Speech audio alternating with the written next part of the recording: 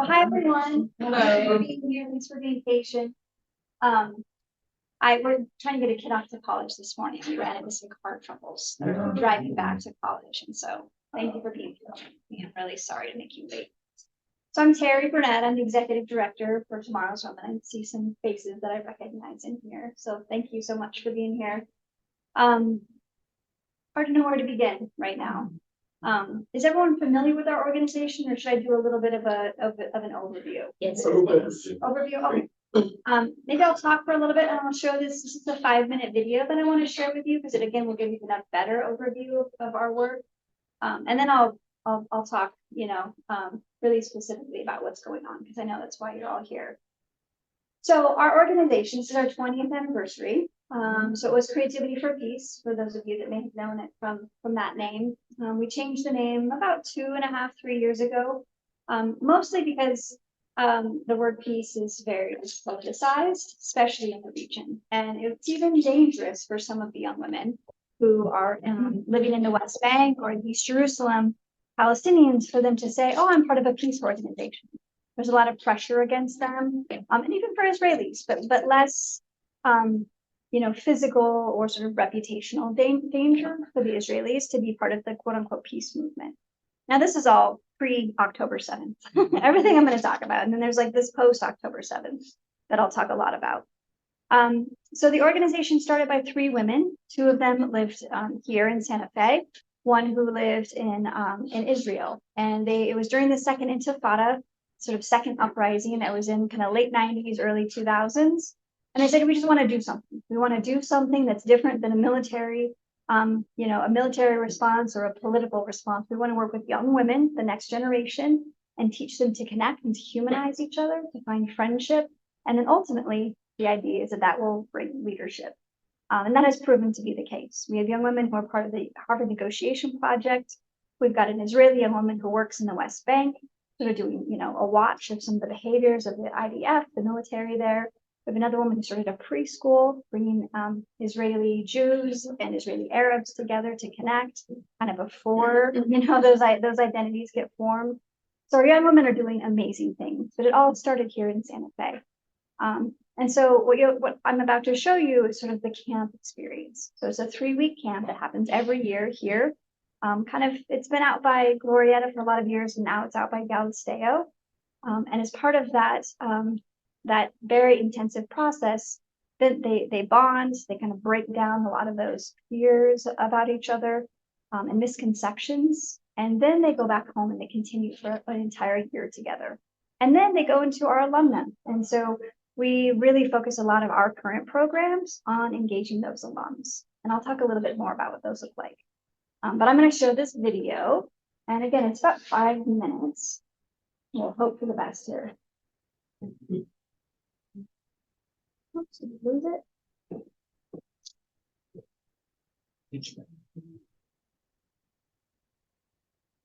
Seems like we found it the most popular. Yes. Oops. I'm done with killing. Okay, great.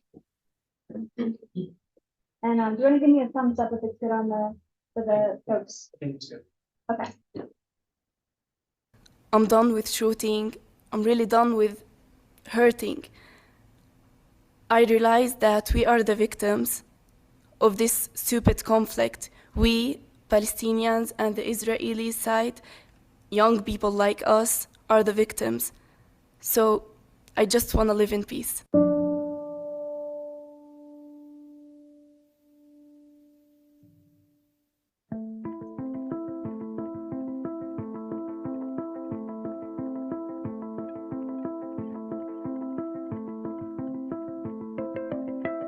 We're an international nonprofit that's based here in Santa Fe, New Mexico, and we work to do peacemaking work in Israel and Palestine.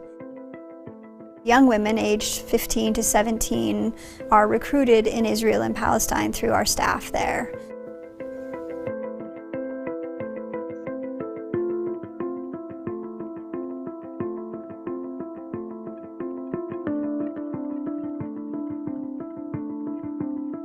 The camp is really how it all began, and it's a 3-week, very intensive transformational process. And it's based in about 40 hours of dialogue that's facilitated by professional Israeli and Palestinian facilitators. One of our mottos is, an enemy is only someone whose story you've never heard. So my name is Luna. I'm 19 years old. I'm a Palestinian living in Israel. I'm Sivan Kerenwinker. I'm 32. I live in Tel Aviv. I've never talked about being bullied because of my identity or the stuff that I had experienced. And camp really gave me the option to talk about it and open up about it. I began as a camper and I had a really life-changing experience. I think it's very important.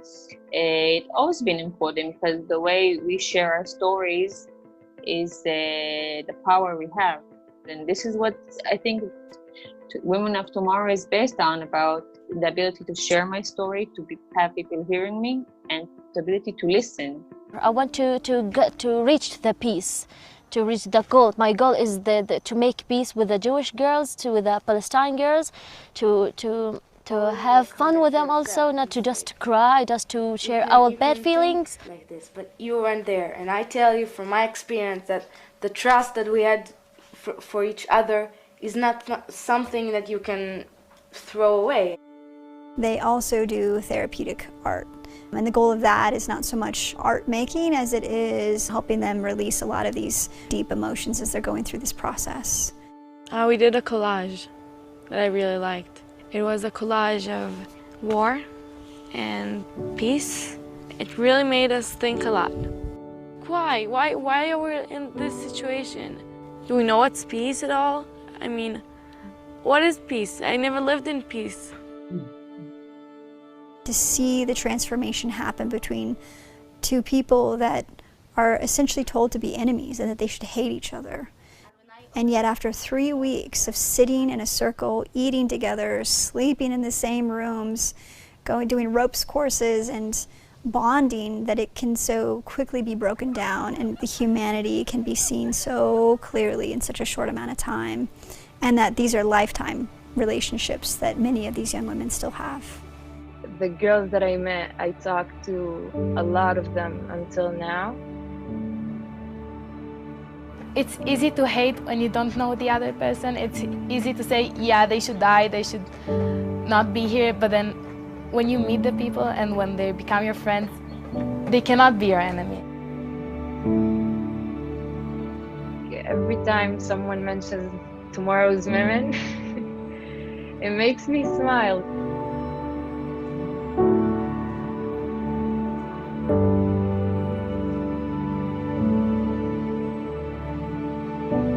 Being able to share that story on a much broader level with the goal of sharing the inspiration and lifting up the voices of these brave young women. Through this, not only will more people learn about our program, they will support it so that we can continue to do this good work.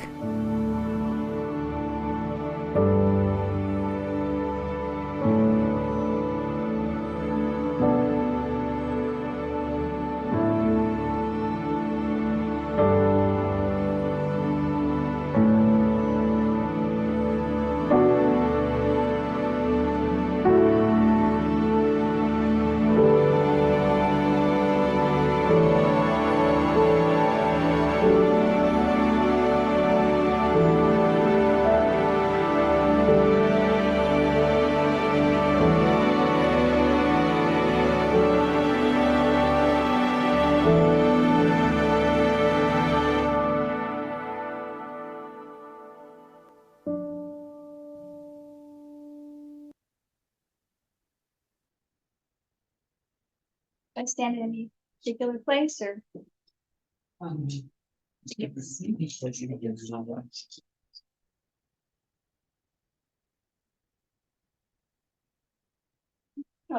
go. Okay. All right. Well, it's always emotional to watch that video. I don't know how many times I've seen it, but it just brings it back home to how important our work is, and especially in light of what started on October 7th and has continued to unfold. And I just have to be honest that the peace building, peacemaking movement in Israel and Palestine is forever changed. Maybe I wasn't involved when Itzhak Rabin was assassinated, but I can imagine he was the Israeli prime minister who was assassinated by fellow countrymen. I can imagine it was that same, but maybe this is worse because, my staff in Israel and Palestine are not even talking about that. They're talking about this, like the gravity of this moment is immense, and what has unfolded right since then. So our staff are all okay. As okay, they're sort of what's the new normal? What's okay every day? They're alive and they're safe. Although, I have an Israeli staff member, so I have two co-directors. Our organization here, it's, there's American staff, but then there it's Israelis and Palestinians, and they're kind of split. So we have co-directors, co-facilitators, because we really want to model what we believe is the future. And I have an Israeli staff woman who lives in the north, kind of, Israel's kind of long, and at the top, there's a lot of kind of wilderness, and forest as it reaches Lebanon. And so she's kind of on that frontier in a way. So she, has daily incursions where she has to go to her shelter, and she has a shelter. All the new construction in Israel has a bomb shelter and a gas shelter. She's going to that daily, and then I have staff in Ramallah. So Ramallah is 30 minutes from Jerusalem. Kind of know some of that geography. It's very close, but it's in the West Bank.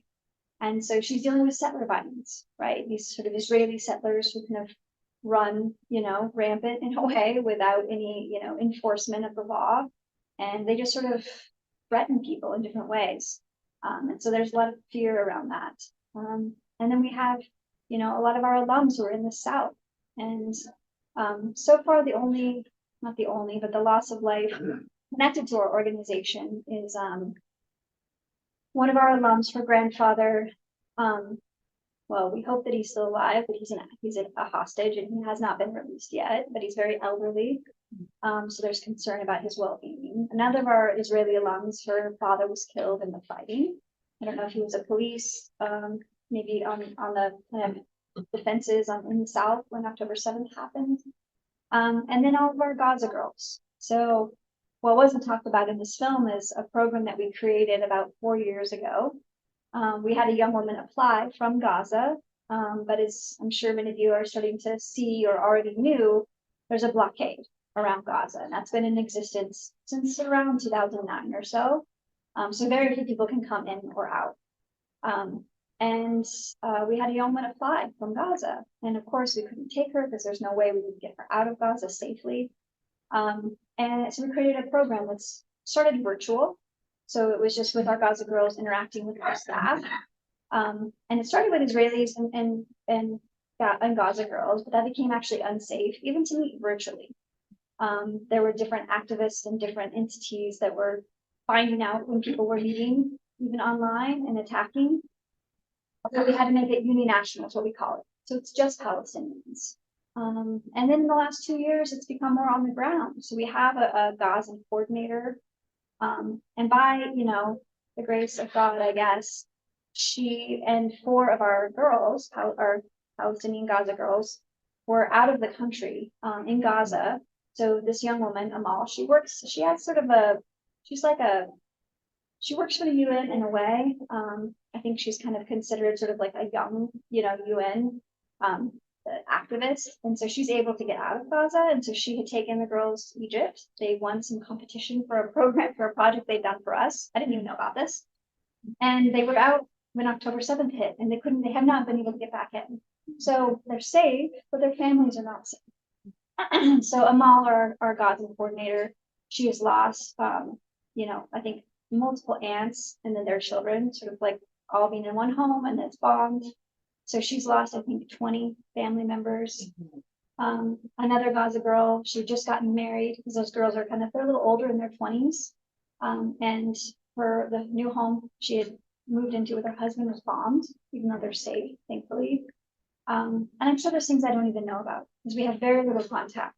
So when they ran out of fuel, that sort of shut down all the generators which allowed the communications to work.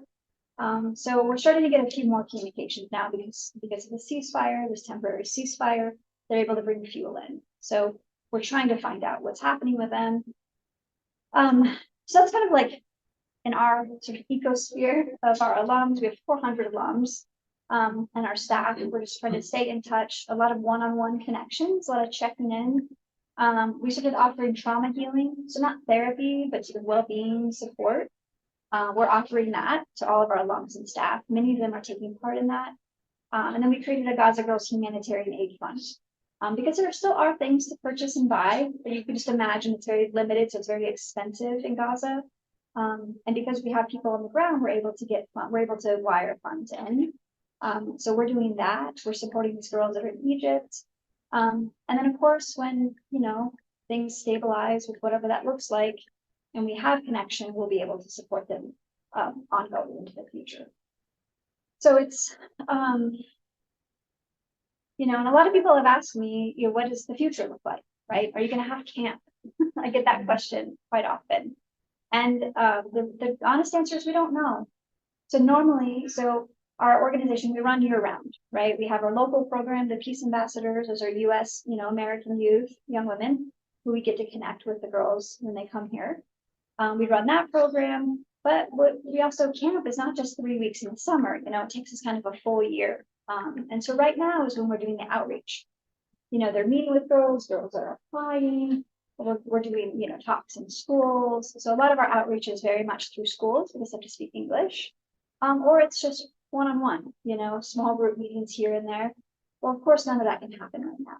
And so we have a pretty small window where that can happen, where then we select the girls. There's usually something like 50 to 70 girls apply for 16 spots every year. So then we spend about a month selecting them, and then we have to get visas. So that whole process is usually happening now, and then kind of January, February, and then we get visas in March. So it's unlikely that we'll be able to catch up by the time anything stabilizes, which is not happening, right? We're 50 days into the war now. So what we think we're going to do, kind of a plan B, is we want to bring some of our most distinguished alums for sort of a deepening camp. So maybe 10 or 12 of them come back and can, a touchstone back to the work that they learned years ago. And then with a focus on activism. So what can they go back home and do? What can they stand up for? What are the ways that they can engage right now? And that's really what we're focused on. And then of course the trauma healing and the Gaza Girls Humanitarian Aid Fund, because it's very unstable right now. And it's kind of like the worst fears of both sides have come to pass, like the very worst fears, right? Israel was supposed to be a safe place for, Jews around the world to go and be. And that, has been literally ripped open. And they have there's that sense of like, well, what's next, right? If that can happen, what else could happen? So there's just this like collective fear. And then on the Palestinian side, like everything that they thought would happen is happening, right? And so there's just like the idea of coming together is very hard. I mean, it was hard before. I call it like a very thin fabric before, and now it's just been ripped apart. And how we can bring that together, we're going to try, And so what we've learned, because we know we've been doing this for a long time, is that we don't push things. So we're doing a lot of what we call uninational meetings. So Israeli Jews with Israeli Jews, Palestinians with Palestinians, and our staff. And that way they can speak in their native tongue, Arabic or Hebrew. They can share freely. They don't have to always be thinking about the other side, right? And being sensitive to that. They can just really feel and emote, which is really important right now. And our group, so the campers that were here this summer, so they're in multinational meetings and our staff are facilitating because they would have been in their year-long program. They would have still been meeting together. They're writing letters to each other, and it's really beautiful. And some of the tenets of those letters are, for the Israelis, they're like, we brought you so much empathy, right? When we came to camp, we brought all this empathy, and where is that empathy now? Which is powerful and it's honest. And so then the Palestinians are able to hear that, and they're able to respond, of like, what now it's sort of like pile on, right? We already had the occupation, we already had discrimination, and now this, right? So they're able to communicate that back to each And that's who we are as an organization. It's all about the compassionate dialogue, passionate communication, where they can share both sides and they can kind of, not like you meet in the middle and you agree, but you're able to hear each other and kind of hold up what's connecting, what's human for each other. And we're also doing that with our staff. These generational peacemakers are challenged right now. And we're hearing that across the board from the organizations that we partner with, that it's very hard for them to come together. So it's just going to be a long climb, but we're hopeful, we're not giving up. And I sort of take heart from this one. She's a sort of professional facilitator, and she kind of facilitates our facilitators. They meet every 2 weeks because, what I learned right away is the conflict is never not in the room. It's never not in the room. So you just have to deal with it, right? You just have to respond. You just have to prepare for it and support. And this woman, she said, Tarrie, I talked to her, a couple of weeks ago after the war started, and she lost like 20 or 30 students because she used to teach in the South. There's a lot of peacemakers who live in that southern part around Steer Road. And those are the sort of kibbutz, the little communities that were attacked. Most of those are peacemakers, actually. And she lost 25 students or something. And she said, I am more sure than I was before that the only way out is together.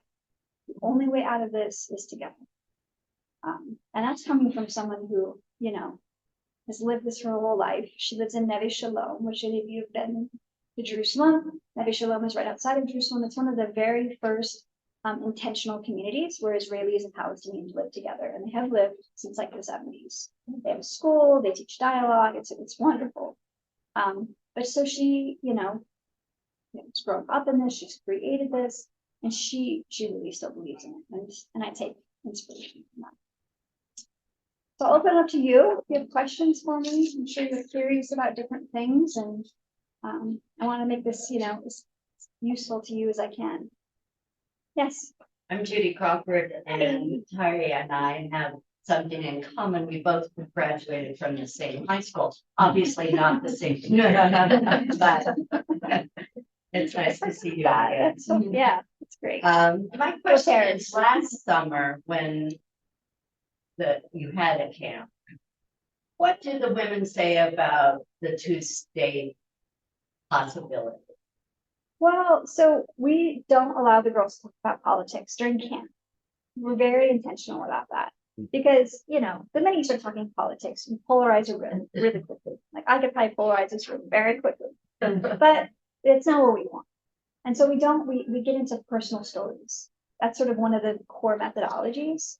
And so they'll spend, like I mentioned in the film, 40 hours together facilitated dialogue with Israeli Palestinian facilitators. And the way that dialogue goes, the arc of that dialogue, it starts with emotions, like literally just being able to identify your emotions, right? So that you can know when you're being triggered. That's sort of like the bedrock of being able to stay in a community, in a conversation that's hard. Then we go to identity. We start to pull apart. Well, what does it mean to be a Palestinian who's an Israeli citizen, right? That's a complicated identity. What does it mean to be Israeli Jew? What does it mean to be a Palestinian that's in the West Bank? And then we get to the major question, which is, what was your first memory of the conflict? So then when they start to tell these personal stories, and of course they'll try to veer into politics, and we don't let them.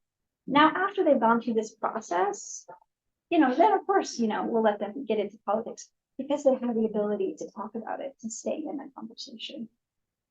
But we caught the eye of NBC News this last summer, so they came out and they filmed the girls at different points. They interviewed some of the girls who wanted to be interviewed. Some of them, didn't show their face for safety. Some of them showed their face because they were okay with it. And they didn't talk about the two-state solution or the one-state solution or the other. There's a variety of ideas and solutions to this that are being proposed, although not at high levels, but amongst people and civilians. But there's this deep belief that it's possible, that like something is possible, some way is possible for them to both stay in the land that they love and to share it. So that's what I'll say to that answer. Yeah. What else? have a question, I think, a little bit about the larger issue than in politics, and I think how many of us who are at the distance that we are and familiar with issues, but not intimately involved, such as yourself, but how to think about this. It's driven a lot of polarization in this country, and people want to take sides and blame the other. Frankly, when it's difficult to articulate, but when I think about it, I'm sort of mad at both sides, but the political leadership that has led each of their population to this point. And they are largely responsible for the condition that exists now, because there have been many missed opportunities. They've done things intentionally. And thanks to the politicians, we are where we are. And how should we articulate that, and how should we think about that when we're discussing the issue? And don't really want to take sides, because there's no right side in this conflict, but the pressure to do so is tremendous. It's tremendous. But how do you, since you're more intimately involved and talk to people, how do you see that process of articulating how you feel about the conflicts and where the peacemaking process is ultimately going to take everyone? You know, it's No, it's a great question. And, you know, one of the things I always encourage people is to get curious, because it's easy to sort of like, you know, none of us live there. None of the, you know, generally, I don't think any one of us is Israeli or Palestinian in this room. So it's like, we don't really have an authority, right? We don't have a lived experience. And I think that's what you're getting at. So everyone is just sort of talking about their own media exposure, right? Or their own reading to some degree. So get curious instead of like, well, this is that and that is that, right? You know, it's like ask people questions, like, because then you sort of get down into values. And that's where we try to live, is what are the values, right? And you can imagine our organization. I mean, literally, probably some of you are on our email list, you get our emails, like we look at every single word in these emails, because it's so loaded. It's so loaded. Do we use this word? Do we use this word? And if we talk about this, then we got to talk about this.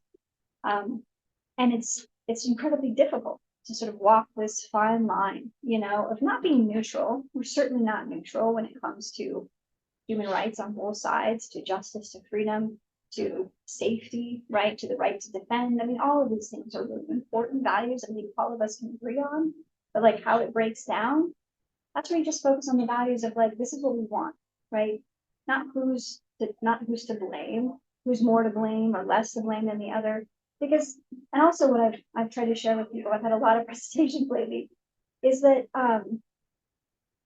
what you're sharing and you're talking about, right? Whether it's social media or an article or a conversation, is it going to bring people together or is it going to divide, right?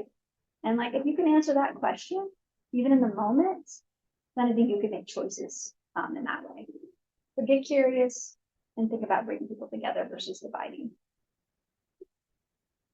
Could you just, two quick questions. Can you say how you yourself got involved in this important work? And then secondly, how many other organizations are there out in the US that you all look fairly unique, but do similar types of work, particularly with young women and youths? Sure.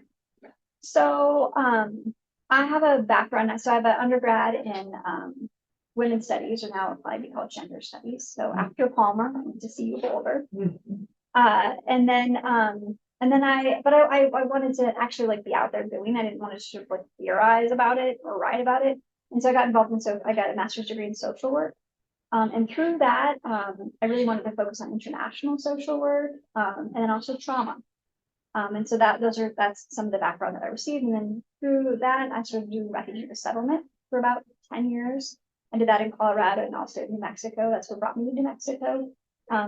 And we settled hundreds of refugees, and through that really learned, you know, intercultural skills, how to manage staff from all different countries and backgrounds, and how to, you know, essentially run an organization. And so when Trump was elected, you know, refugee resettlement really took a hit.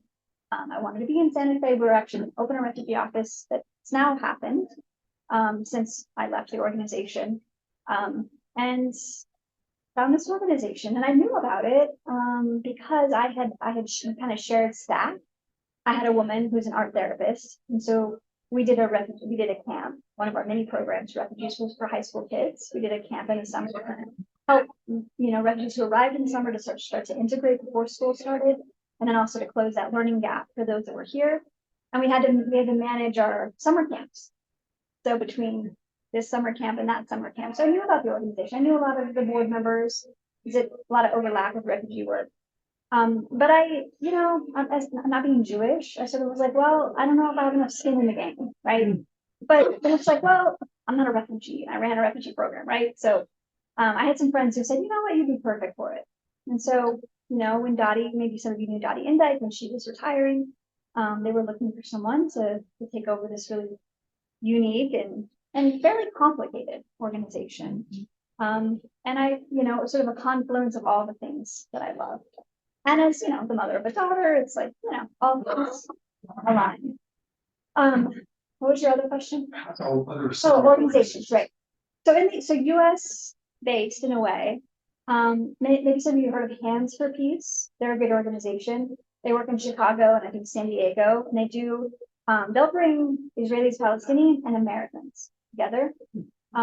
Just a little bit of a different, the kids usually homestay, they don't live together. And honestly, we've had girls who have gone to Seeds for Peace is another one. They're kind of based more in like Vermont and the Northeast area. Have gone to those programs and come to ours, or come to ours and gone to those.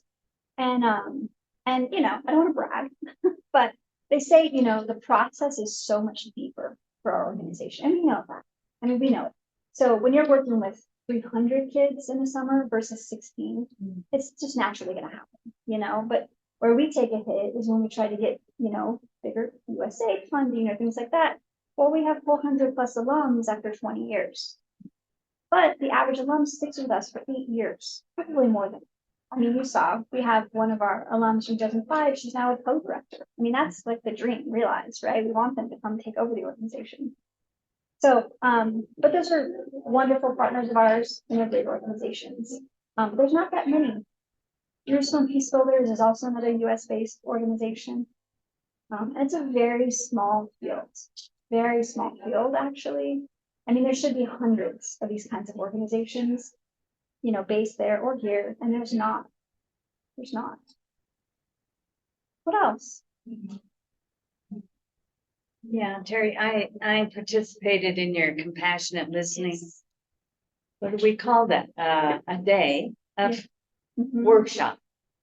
And I thought I was going to come and hear about tomorrow's women. And it's a beautiful turn of expectation, because what happens as I participated is that it was about me. And you're smiling because the discovery that I made is that if we as human beings don't evolve in compassion, the seed of this problem that we can point to over there is in fact all around us. Talk to your neighbor, talk to your family member, and you run into this difference. And the natural response is to say, well, I'm right, more right than you're right, and it just goes nowhere. Or I can't talk to you, right? Or forget you. You just That's a lot easier. Yeah, you just drop them from the list, right, of relationship. And the methodology is just intriguing relative to, you described a bit, but might you describe a little bit more of that methodology? Because at the end, one does feel different inside. It's powerful. Yes. So we didn't come up with it. I have to give credit to the Compassionate Listening Project. They're a wonderful organization, and they do a lot of online teaching. So even though because one of our emeriti board member, he's he's a certified facilitator. And so he facilitates these programs in person here in Santa Fe. We had those in October, but they do that online. So I encourage you all to engage with them. And even though it's not in person, it's still powerful. You know, I've done it both online and in person. I've done the intro and the advanced, and it's incredible. And essentially, I guess the best way to describe it, none of it's sort of like, you know, revolutionary, but kind of put together, it creates this amazing space. So we probably all know about active listening, right? Asking open-ended questions, you know, eye contact, right? But that's like all very head stuff. So compassionate listening is really dropping into the heart. And it's so a few of the tenets are like bearing witness. So instead of feeling like I need to have an opinion on your story or your political affiliation or your narrative, I can just witness it, right? And like then you just have a little bit of distance where you can start to like honor this person, that their experience, it's their story. That's where some of the curiosity can come in. And another one is like I was speaking about the emotional resilience, is just being able to take a step back, be able to breathe, so you can feel your heart rate go up, you know, you kind of feel yourself getting a little bit fired up, right? Is how to stop that process. Take a breath, step back, you know, just be able to bear witness and be present with that person. And it's changed my life, certainly, because it's like I don't have to be, you know, I am involved in the conflict, right, in this sort of indirect way. But it's more valuable raising children with your spouse, with staff, you know, anyone you're in direct contact with, where there's always just going to be friction. It's just bringing those compassionate listening skills in. And some of it is asking questions, right? Where you start to get at the values, right? So maybe you don't agree on Medicare for all or whatever, right?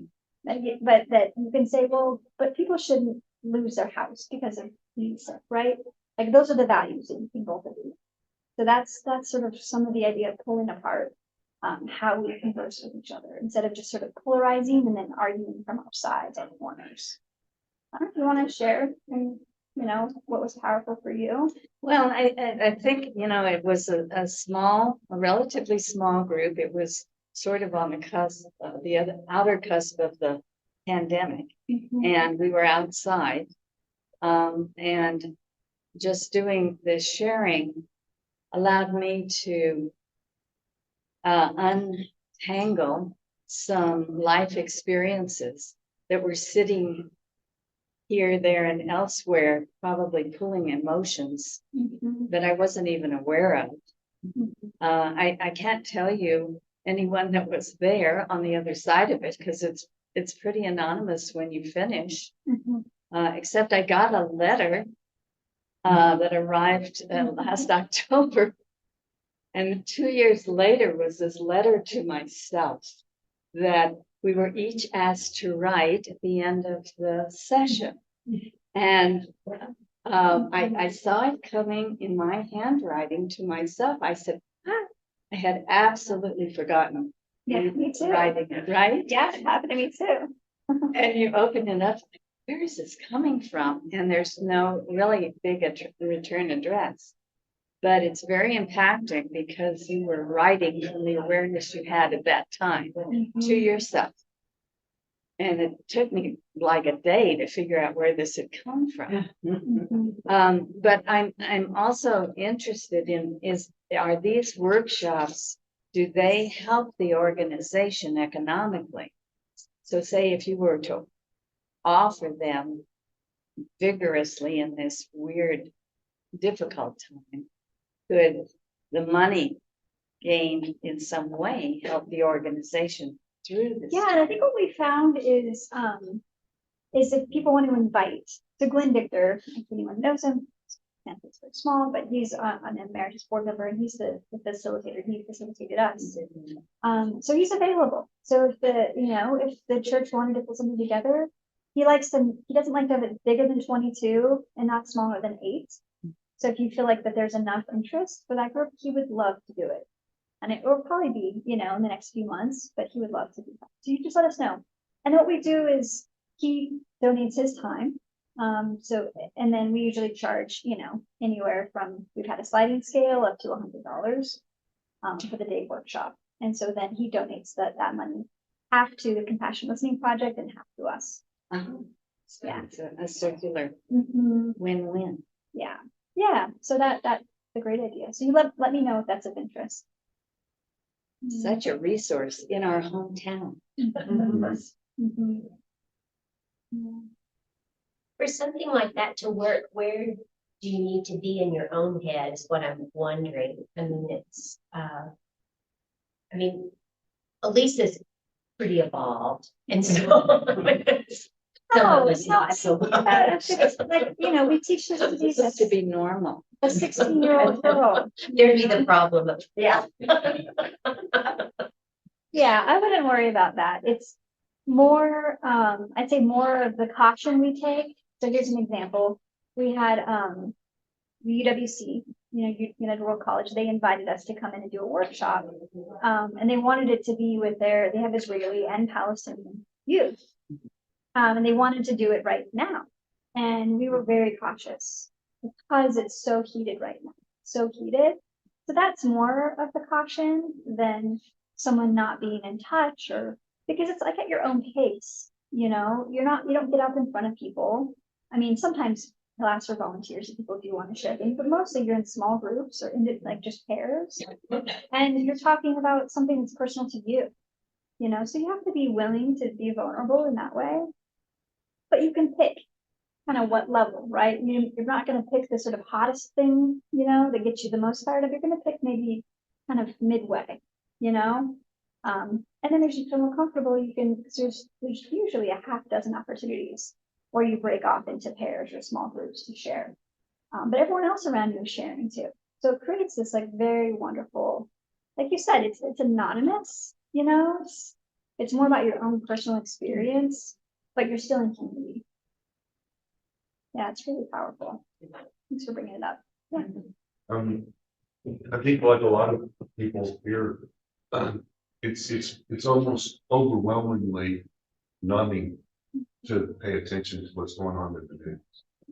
And you said that you don't know where your group's going to go, given the obstacles. So I got to think it's going to be pretty important.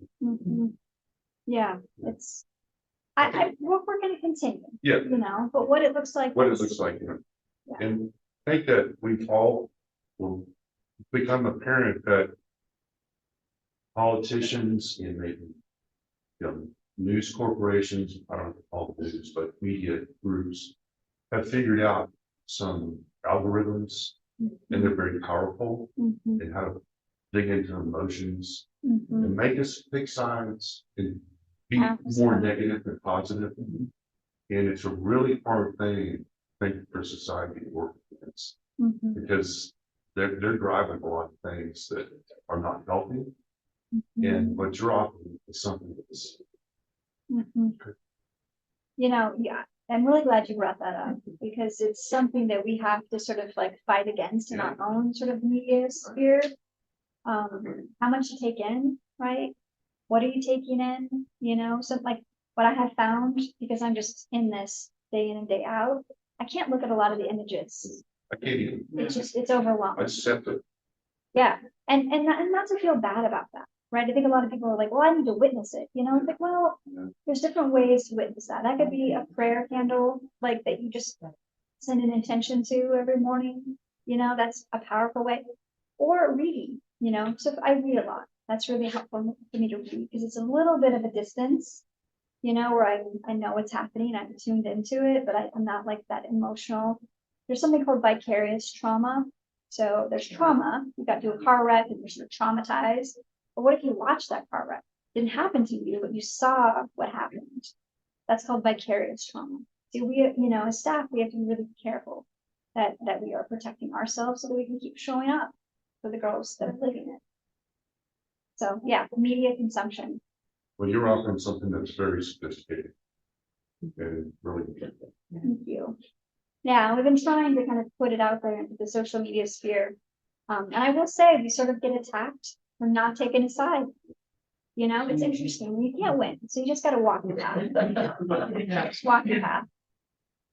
But thank you for welcoming me this morning. And If you're not on our newsletter, you can just go to tomorrowswomen.org and sign up so you can get, we're really trying to keep our community updated as much as possible. And anything we offer, any kind of programs and things like that will be on there too. And let me know if you're interested if the church is interested in the compassion listening workshop. I imagine anybody could hit the donate button on the website. Yeah, and you can direct where those funds go. If you want to support the trauma healing grave, if you want to support Gaza Girls Humanitarian Aid Fund, or if you want to just support our general operations, because our staff are hard at work supporting the girls, supporting each other, trying to figure out what's next. What does the what next look like? So we're certainly, our work continues year round. So The number of staff, how many staff?